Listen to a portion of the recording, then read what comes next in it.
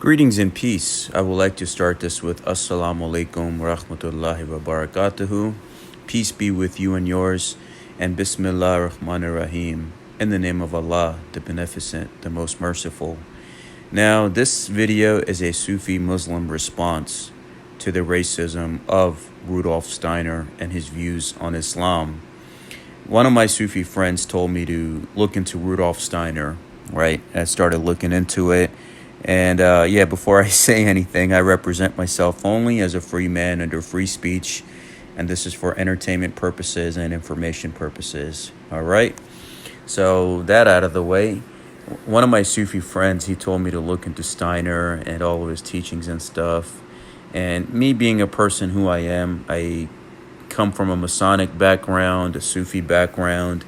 I have time spent in my life in the East and the West. I've explored and dealt with all systems that are out there, right? And when I see anything that kind of turns me off or I find deceptive in any way, I make sure I call it out right away. So this is like the same situation here, where this guy, I see that he's talking about the guardian of the threshold, the war of all against all, and how in the end a lot of people will die and all of that in between, and have reverence for all of life, right? And even his system, Anthroposophy. So that's cool and all that, right? I mean, it's good stuff that he's teaching in terms of his system and what he's putting out there. But then I see his view on Islam. Okay, he's showing Christianity in a good light, right? But then he's shooting down Islam as a luciferic, Ahrimanic creation. And my response to Mr. Steiner, right, may God rest his soul, is that in my opinion, I view the white European race as a luciferic Ahrimanic entity that has caused nothing but death and destruction on this earth and wherever their presence has taken them on this earth, including to this very day, what we're seeing in the Israel-Palestine situation, with these European imposters pretending to be Jews who have no connection or ancestry or any kind of spiritual connection to that land, right? It's just another colonial state committing genocide. And that's what they've done since day one, whether it was the Inquisition and what they've done to the indigenous of Australia, New Zealand, the Americas, the imperialism of the French and the British and all of the other European powers. So I view, in my personal opinion, the white European race to this day as a luciferic, Ahrimanic creation, which has caused nothing but death, destruction, and disharmony for the indigenous people of this planet and all Mother Nature as a whole. So that's my response to him if he says that Islam is the problem and Christianity wasn't. So Steiner, the Theosophists themselves, and similar figures from the so-called European occult revival of the 19th century were one and all died in the wool racist and imperialist. I mean, if you look at it, Hitler and other Nazis practically considered Blavatsky their intellectual avatar. So 100% the history of European racism and these societies are completely intertwined. And it's funny because Madame Blavatsky was taught by Jamal al-Afghani, who was a Sufi Islamic master, and he always went by the alias Serapis Bey or Serapis Bey. They had the Brotherhood of Luxor, and a lot of these people went to the Middle East to take the knowledge and then take it back to Europe. If you look at Freemasonry, Rosicrucianism, Thule Society, OTO, Thelema, all of them have major Islamic influences upon them. Right, even with Freemasonry and the Knights Templar, I've covered this extensively, and I've been in those circles. I know. Same thing with Rosicrucianism. He went to the Middle East, got initiated by the Sufis, and took that knowledge back to Europe. Right, the symbol of the rose is originally used by the Qadiriya Sufi order, which predates Rosicrucianism, and Sheikh Abdul Qadir Jilani was known as the Rose of Baghdad. So it's interesting because I was given these. There's something about these Theosophy people. I remember a few years back, I've done a video on this on my channel. I had this guy give me a book called Thinking in Destiny from Harold Percival. And in there, it's the same nonsense like this guy's spouting, right? Where their teachings are right, everyone else is wrong. See, when people tell you about love and light and happiness and peace and all that, reverence for all life, then they want to shoot down other people, right? So those are not good people. It's like any spiritual groups you see today, especially in America and in Europe, where there's white people involved. You're not going to see people of color who have a say in those matters or on their panels or in their leadership, even in Freemasonry. That's why I even left them. They can all have each other. That's exactly what it is. The ones showing love and light and reverence for all life are usually the ones that are full of it. So, and also never forget that it was the Shia Muslims who revived Hermetic alchemy and who went to Europe and with their presence in Spain brought the Europeans out of the Dark Ages. All of those teachings predate Steiner, including all of his stuff that you see in Islamic eschatology about the end times. It's all there, right? It's like maybe Steiner copy and pasted or something. All right, although I'm not dismissing people who follow Steiner, keep in mind this is my own free opinion. If we all thought the same and think the same and did the same, then this world would be a boring place. So I'm sure there's people out there who wouldn't agree with me, but I got to put this out there because this was bothering me. Steiner had some great teachings also, but he was a little far out there. Islamic occultism not only influenced all of these things that I mentioned, but they influenced Western occultism via the Picatrix and other occult texts that Agrippa and other Western occultists incorporated into their written works. I mean, esoteric Islamic traditions, even with Sufism, the Sufi path, it gives you that reality of life. Even if you look at the Holy Qur'an about King Solomon, Prophet Suleiman, and it's so much interesting because it shows how he commanded the jinn, and they don't tell you that in the Old Testament or the Tanakh, which Steiner says that, Christianity is better than Islam, right? And because of our belief in Jesus and the Christ and all that. You're not a Muslim unless you believe in Jesus Christ and his second coming, right? We have that different viewpoint of the Son of Mary and his role in the past, present, and in the future. And it's unfortunately just another European racist mindset. And even with Al-Qidr, in the book Al-Qidr, the Immortal Prophet, that goes back to Utnapishtim and Gilgamesh. So Islam is older than the sun, moon, and the stars, right? And even if you go back in time, you can read about the death of Germanicus from Roman sources, how he was terrified of the witches in Syria. The Shams al-Ma'arif, the best grimoire in the Arabic. H.P. Lovecraft, taking everything from Islam in a way, right? With Cthulhu and all of those creations, Freemasonry, Rosicrucianism, Thule, Thelema, right? Even Crowley regards the Prophet Muhammad as a grand magus. Arabic alchemists in the Middle Ages were working with electricity in the experiments they were doing.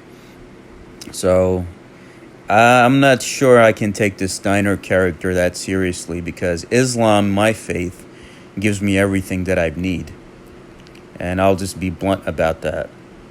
I'm someone who has been given the benefit by the Creator to experience life in Asiatic systems and cultures in the East and the West. So maybe I could see something that my friend could not, right? And I see Mr. Steiner as a sexist and racist, but somebody who was probably like that due to the time period that he was living in. So I take his teachings and his thoughts with a grain of salt. And if you have a bias towards Steiner or you're following his stuff, I'm sure you'll do the same with me. And that's fine. You reserve the right to. We live in a free world. And we always have to remember that the worldviews and ideas about equality in the West were very different than today. And imperialism was the hoot back then. And if you really look at it, how did Anthroposophy really started, right? From Theosophy and how it really was distinct. Because Steiner didn't like Krishnamurti and him becoming the successor as according to Besant. So himself, he's calling other people luciferic, luciferic Ahrimanic entities, but he himself was a rebellious devil who went against this leadership and created his own group.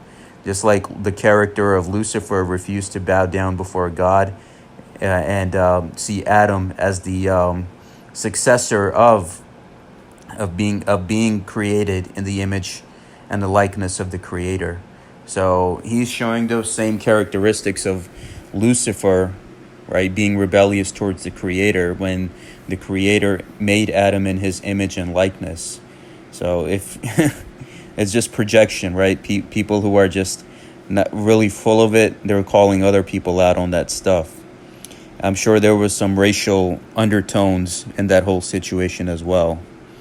But again, some of Steiner's stuff, like, let's say, how to attain higher worlds, it's stuff that's already in Sufism about meditation, reflection, being in a state of mindfulness, prayer. So no need to throw his ideas out, right? Because you can't.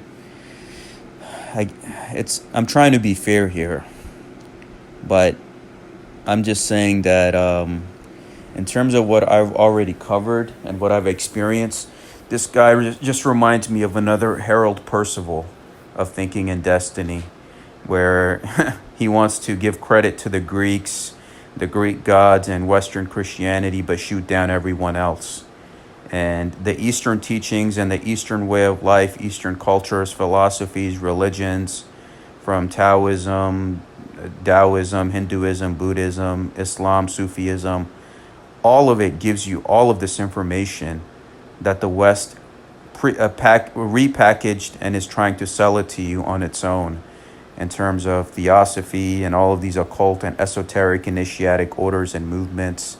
That's the same BS that I saw in Freemasonry too, right?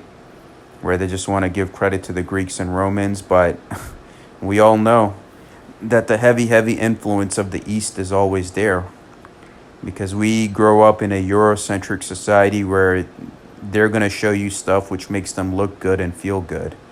So I apologize if any of my followers or any of my friends listening to this are Steiner fans. I mean, it's cool. I mean, some of the stuff that he's putting out there, but keep in mind that he's not giving you anything new. It's stuff that other cultures and communities have already shared with you. Even his stuff about the end times, Islamic eschatology already has all that stuff. And his racial undertones and calling Islam as a luciferic Ahrimanic entity. I think he's wrong about that, and I in return view the white European race as that luciferic Ahrimanic entity since their inception, since day one, and I will stand by that. And that's how my experience has been, that these people, if you're a non-white individual, these people will never be your friends, and they will never be sincere to you. So make sure you're dealing with your own and sticking with your own. Yeah, give everyone their basic human rights, right? Even what the Prophet Muhammad did. The Charter of Medina gave rights to Jews and Christians when they were being persecuted by the pagan Arabs. And even the covenant with the monks of St. Catherine's Monastery, bringing the Europeans out of the Dark Ages with the Islamic presence in Cordoba, Spain, and all of that in between, all the contributions Islam made to all of these Western initiatic orders and movements, and protecting, I mean, even in what Saladin did, gave rights to Christian pilgrims to be able to travel to their places of worship and be able to come back and forth. So if there was any like rebellious, luciferic, Ahrimanic entity, what he claims Islam to be, Islam wouldn't have done that. Right? They protect the rights of other beliefs and systems, reverence for all life, what Steiner claims to profess. Even if you look at India, India was under Islamic rule for 1,000+ years. Look at it today, it's majority Hindu. Why? Because the Muslims allowed the leaders over there to be able to maintain their principles and maintain their religions and systems and all live in harmony together. It says that in the Holy Quran, Surah 2, verse 62, chapter 2, verse 62, that Allah, God, doesn't care what religion or system you follow. As long as you're an upright, righteous human being, you will be okay when the time comes. So, I'm not sure if Steiner passed his meeting with the guardian of the threshold, but if you're anybody that dismisses other human beings or dismisses other religions, then you're not a part of the solution, unfortunately. And that's just the way I see it. I stand by that. And yeah, that's pretty much it. I'm going to wrap it up here, keep everything short, simple, and to the point.